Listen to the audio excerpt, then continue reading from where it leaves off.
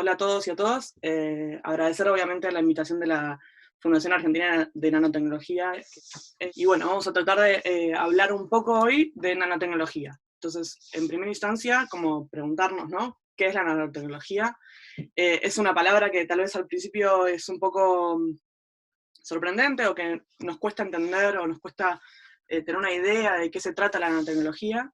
Pero vamos a tratar de a lo largo de esta charla ir entendiendo poco a poco qué cosas abarca y qué cosas podemos hacer los nanotecnólogos. ¿Sí? Bueno, en primera instancia presentarnos, yo pertenezco al Instituto de Nanosistemas, que es un instituto de investigación, un espacio de investigación y creación cuya misión es desarrollar nanociencia y nanotecnología original de alta calidad e impacto en Argentina.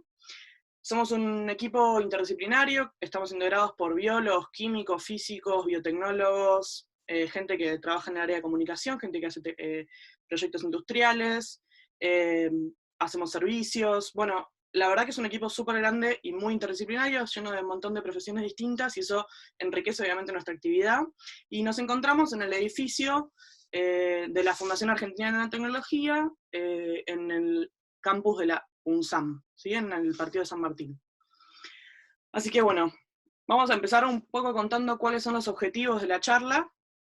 En primer lugar, entender, como les dije antes, qué es y qué estudia la nanotecnología. En segundo lugar, contarles un poco de las aplicaciones o del amplio rango que tiene de aplicación esta área de la ciencia. Y por último, contarles un poco más de mi caso y que contarles a qué nos dedicamos aquellos científicos que hacemos nanotecnología. Entonces vamos a empezar. ¿Qué es la nanotecnología? Es una disciplina que permite crear nuevos materiales con distintas propiedades mediante el control de la materia en la escala nanométrica. Entonces, al principio de vuelta, esta definición tal vez es un poco completa y compleja, vamos a tratar de ir desmenuzándola a poquito. Lo primero que tenemos que preguntarnos entonces es, ¿qué es la escala nanométrica? ¿No? Si queremos controlar la materia a escala nanométrica, es entender cuál es esa escala. Acá vemos una regla, si se fijan, la primera cosa que notamos es que las rayitas no están divididas igualmente como conocemos en la mayoría de las reglas, sino que están en una escala que se llama logarítmica, ¿sí? Y vemos que vamos desde los centímetros hasta los Armstrong, que son el tamaño de los átomos. Bueno, los nanómetros están un poco en el medio entre esas dos cosas. Pero para entender un poco más de qué es un nanómetro, vamos a ir a hacer una cuenta rápida, ¿sí? Entonces, si agarramos a los humanos, que estamos en la escala de los metros, y nos dividimos unas 1000 veces, vamos a ir a la escala de los milímetros, que justamente son las rayitas que vemos en una regla, ¿sí? Que la regla que usamos en el colegio. Esas las vemos con el ojo. Si de vuelta hacemos una división 1000 veces más chiquita, vamos a ver que llegamos al mundo de los micrones, que es el mundo donde viven las bacterias, ¿sí? Que esas ya no las vemos con el ojo, pero sí con un microscopio óptico, que es el microscopio que seguramente muchos de ustedes conocieron en la primaria o en el secundario, el que conocemos más comúnmente. Y recién, si volvemos a dividir 1000 veces a un micrón, vamos a llegar al nanómetro, que acá les puse un elemento que está en la escala nanométrica, que estuvimos escuchando hablar un montón últimamente, que es el coronavirus. El coronavirus tiene más o menos entre 80 y 160 nanómetros. Entonces, el mundo de los nanómetros es un mundo muy, muy, muy chiquitito. De hecho, un nanómetro es 10 a la menos 9 metros, ¿sí? Es la 1000 millonésima parte de un metro. Es algo muy pequeño, una cantidad muy chiquitita, ¿sí? Entonces, bueno, ahora ya que tenemos una idea un poco más acabada de qué es un nanómetro, o un poco nuestra idea en la cabeza, les voy a hacer otra cuenta así fácil y rápida para que ustedes se imaginen. Si yo agarro un pelo, el diámetro de un pelo es más o menos 60.000 veces un nanómetro. O si yo quisiese, por ejemplo, escribir un libro muy, muy largo, la Biblia o el Quijote o algún libro que se les ocurra, en escala nanométrica, donde cada letra está escrita de un nanómetro, me cabería todo ese libro en la punta de una aguja, y me sobraría un montón de espacio. Es decir, un nanómetro es algo muy chiquitito. Entonces se preguntarán cómo hacemos nosotros los científicos para ver en esa escala nanométrica, si es tan chiquitito. Bueno, por suerte tenemos herramientas muy útiles, que son los microscopios electrónicos de alta resolución. Son microscopios que no funcionan igual que los microscopios ópticos, pero que nos permiten a nosotros ver las cosas a esa escala tan chiquitita. ¿sí? De hecho, acá les muestro una foto que sacamos en el microscopio, en el SEM, en el microscopio electrónico de Barrio de la Universidad de Buenos Aires, en la Facultad de Ciencias Exactas, y es una foto de unas nanopartículas de dióxido de cobre que tienen propiedades fungicidas, es decir, matan hongos, se las podemos tirar a las plantas. Y si se fijan, esta escala acá, acá abajo de la foto, hay una escala que nos indica que estos son 100 nanómetros, es decir, que estos cubitos de cada una de estas partículas tienen más o menos 200 nanómetros. Entonces nosotros podemos ver a las cosas a escala nanométrica. Obviamente no las podemos manipular fácilmente y necesitamos estos equipamientos que no son tan sencillos de conseguir, pero se puede. De hecho, en Argentina los tenemos. Bueno, entonces ahora que también ya nos hacemos una idea un poco más certera de qué es un nanómetro y cómo trabajamos en el mundo de los nanómetros, vamos a ver qué tiene de particular trabajar en esta escala. Bueno, la primera cosa que hay que saber es que las propiedades de la materia cambian cuando yo voy de la escala macroscópica, es decir, la escala grande, a la escala nanoscópica. Cuando yo paso de algo de un material que es de tamaño del orden de los metros, tiene ciertas características. Cuando yo agarro ese mismo material y lo transformo en un material muy chiquitito del orden de los nanómetros, cambian completamente sus características. ¿Y qué características en particular? Las propiedades intensivas, es decir, que aquellas que no dependen de la cantidad de materia. Por ejemplo, el color, el punto de fusión, la densidad, cómo traspasan la electricidad, cómo traspasan el calor, etc. Entonces, esto es algo muy importante para nosotros. Nosotros podemos agarrar un material ya conocido y hacer nuevos a partir de ese material ya conocido, porque sus propiedades, solamente porque estamos agarrando muy poquitos átomos, son distintos. ¿Sí? Un ejemplo de esto es, por ejemplo, la plata. Si yo les digo la plata, les digo plata, y ustedes se imaginan algo de plata, van a imaginarse algo brillante, plateado, que sirve para hacer joyas, por ejemplo, que conduce la electricidad y demás. Bueno, créanme que si yo hago una solución de nanopartículas de plata de tamaño muy chiquititas, esa pierde todas esas propiedades que les dije antes y pasa a ser de este color. Fíjense acá. Tiene color amarillo. Las soluciones de plata son de color de plata a escala nanoscópica, son de color amarillo. Eso es algo bastante sorprendente en principio, ¿no?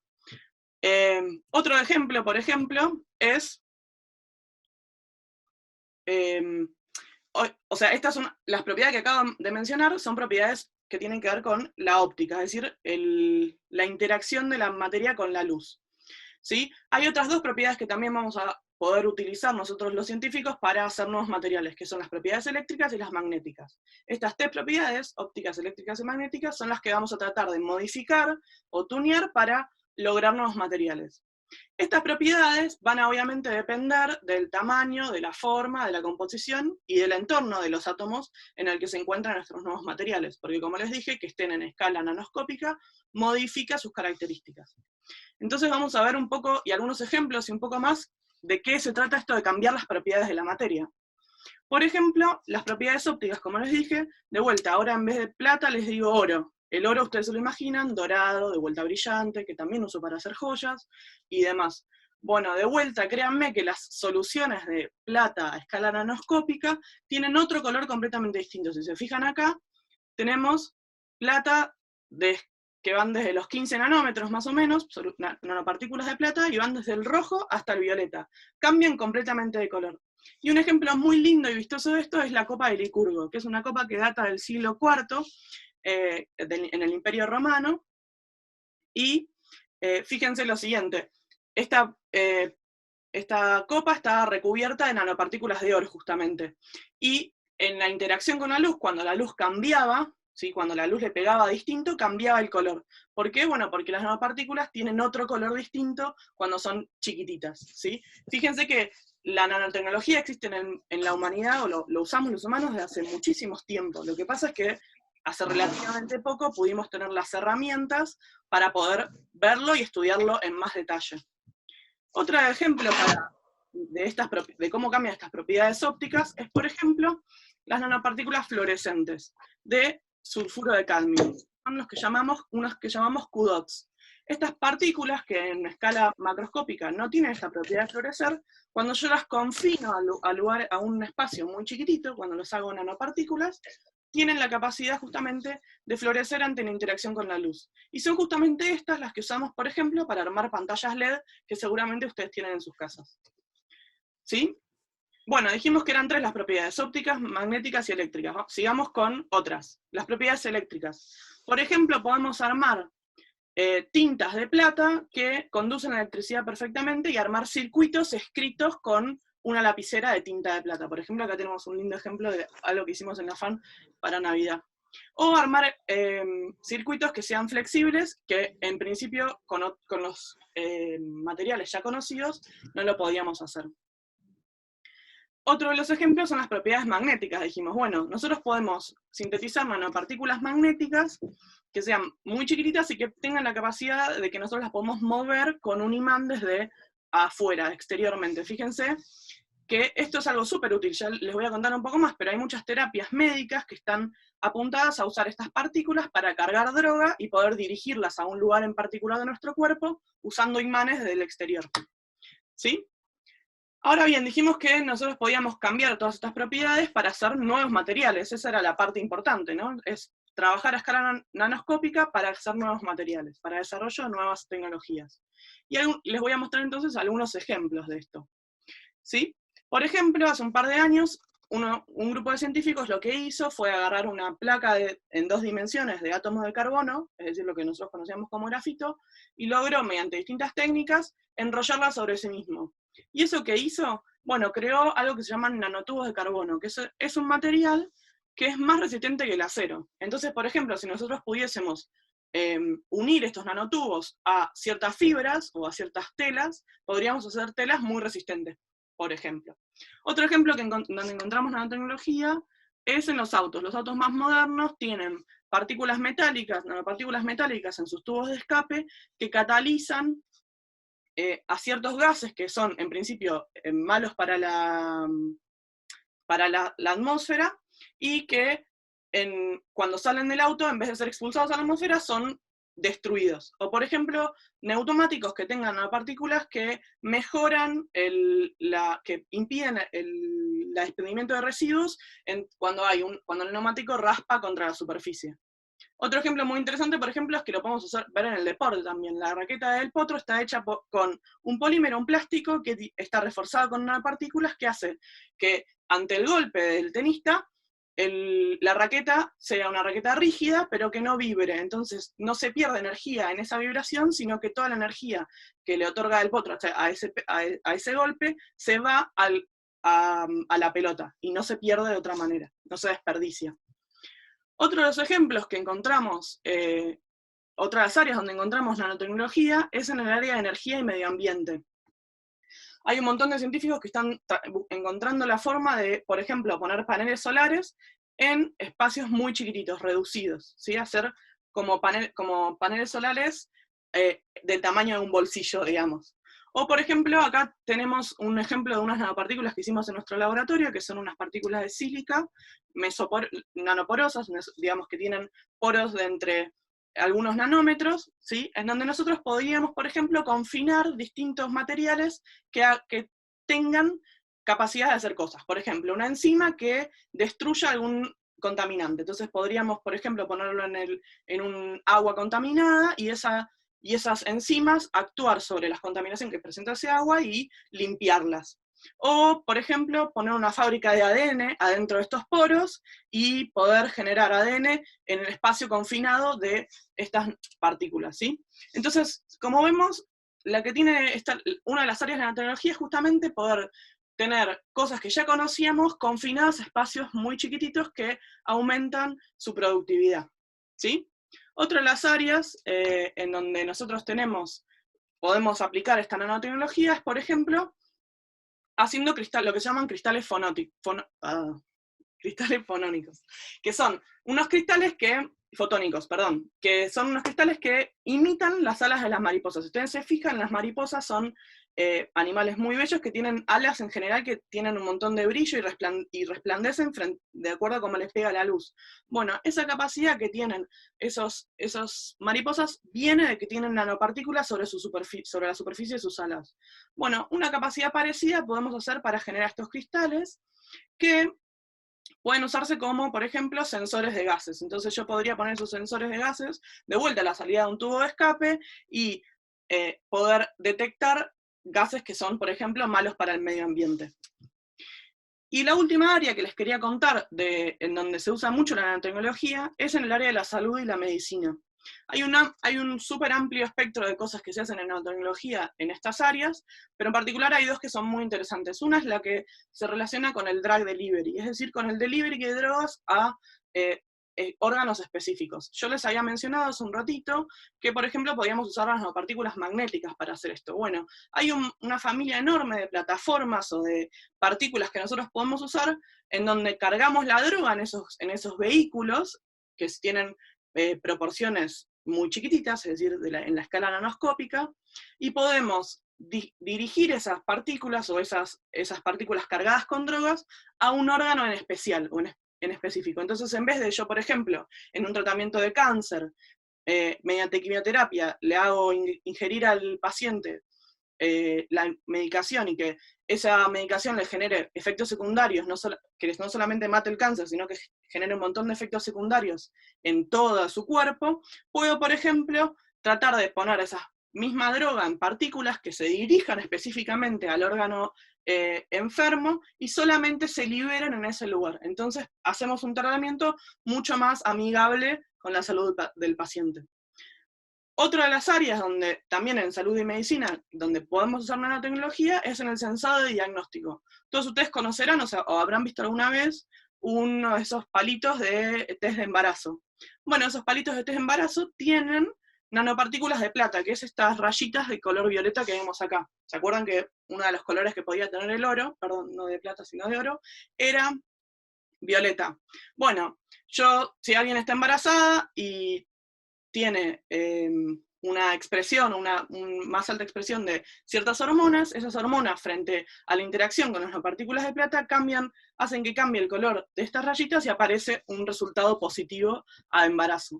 Bueno, como estos hay, por ejemplo, una de las empresas que están incubadas acá en la Fundación Argentina de Nanotecnología, hacen unos palitos muy parecidos para diagnóstico de dengue, que salió hace muy poco el lanzamiento.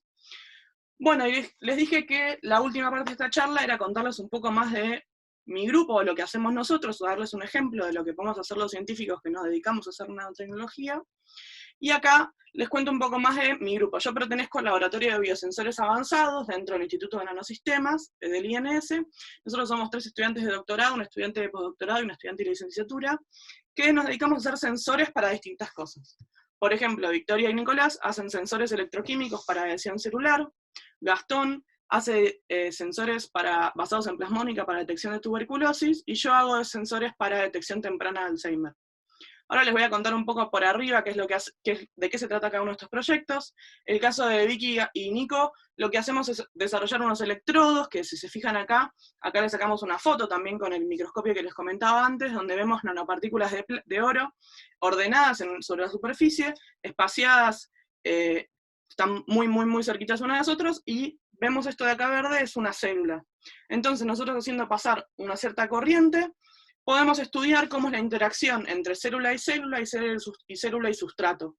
Y se preguntarán por qué esto, por ejemplo, es importante. Bueno, porque muchos procesos, por ejemplo, cancerígenos, dependen de la interacción entre la célula y la interacción entre la célula enferma y células sanas, y usando estos electrones nosotros podemos entender un poco mejor cómo son esos procesos. El estudio que hace Gastón en su tesis tiene que ver con la detección de tuberculosis. Lo que le hace es desarrollar plataformas para el sensado de ciertos metabolitos asociados a tuberculosis. Y acá vemos, por ejemplo, esta huevera, que en realidad es particular porque es una nanohuevera. Es decir, que estos pocillos que vemos acá son de tamaño nanoscópico. Fíjense que más o menos cada uno tiene un diámetro de 50 nanómetros. Bueno, estos hueveras sirven de alguna manera como soporte para que si yo tengo una muestra, esos metabolitos entra dentro de esos pocillos y yo pueda medirlos con mayor sensibilidad. Y un poco yendo a mi caso en particular, yo ahora me encuentro en Alemania, me encuentro en la ciudad de Stuttgart, haciendo una pasantía para mi doctorado. Mi director es el doctor Diego Pallarola.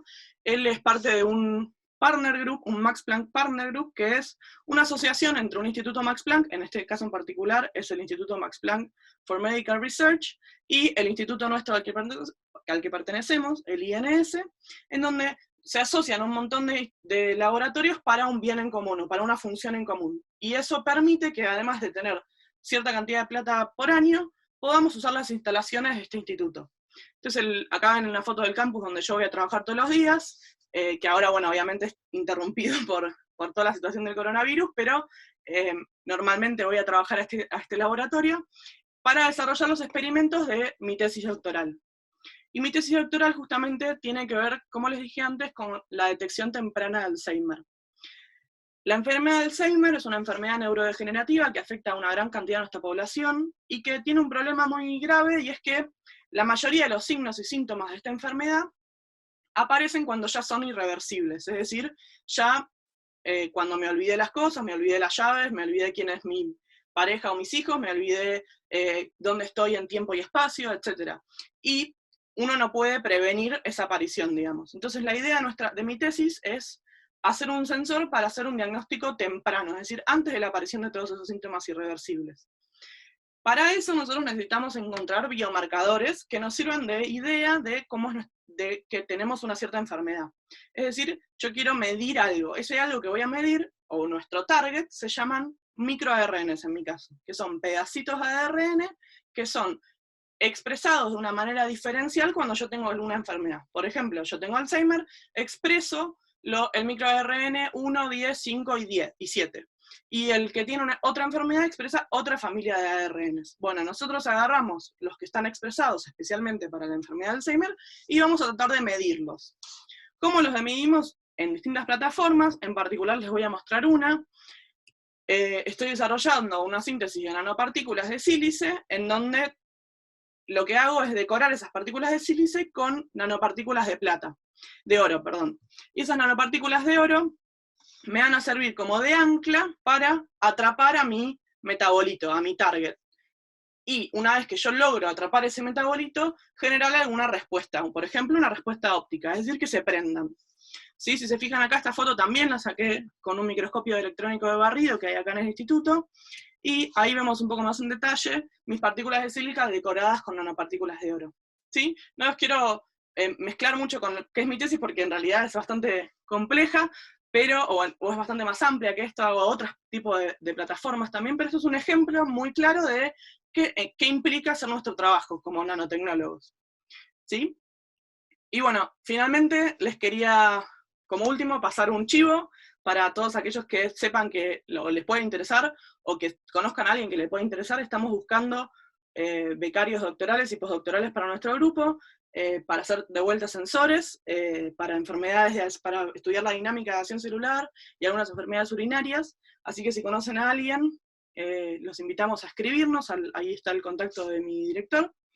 Y por último decirles que, nada, que el mundo científico es un mundo súper interesante, que si tienen algún hijo, sobrino, primo, etcétera, que le interese la ciencia, hagan el esfuerzo de mostrarle estas cosas, estos ejemplos, que hablen con científicos, porque la realidad es que necesitamos un montón de científicos en la Argentina, y es una carrera muy interesante, es una carrera que implica un montón de creatividad, implica un montón de magia, como digo, yo siempre me gusta decir. Yo empecé a estudiar química porque una profesora una vez, en el secundario, mi primer clase de química, trajo un pedazo de yodo, que es un material que a simple vista es medio opaco y medio feo, lo puso en el fuego y generó un humo violeta que llenó todo un recipiente gigante, y la verdad que para mí me pareció muy mágico, fue una situación muy linda, y a partir de ahí me acerqué al mundo de la química, y la realidad es que, bueno, tal vez no es mágico el mundo, pero sí es un mundo súper interesante y creativo,